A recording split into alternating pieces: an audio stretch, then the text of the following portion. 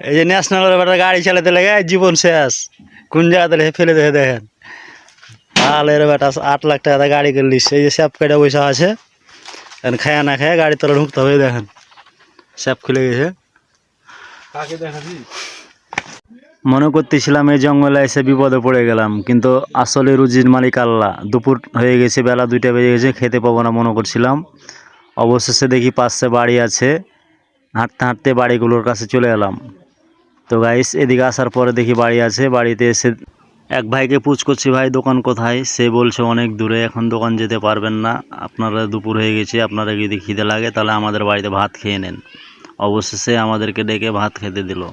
তো গাইস কি বলবো, মনে হয় বাড়িতে এরকম সুন্দর খাবার হয় না আপনার। এই জন্য বলে রুজির মালিক আল্লাহ। দেখেন আমরা মাঠের ভিতরে এসে তারপরে খাবার খেতে পেয়ে গেলাম, কারণ এখানে আমাদের ভাগ্যে খাবার লেখা ছিল ভাই। তো অবশ্যই আপনারা কেউ কোনো জায়গাতে বিপদে পড়লে আল্লাহকে স্মরণ করবেন, আল্লাহ আপনাদের অবশ্যই বিপদ থেকে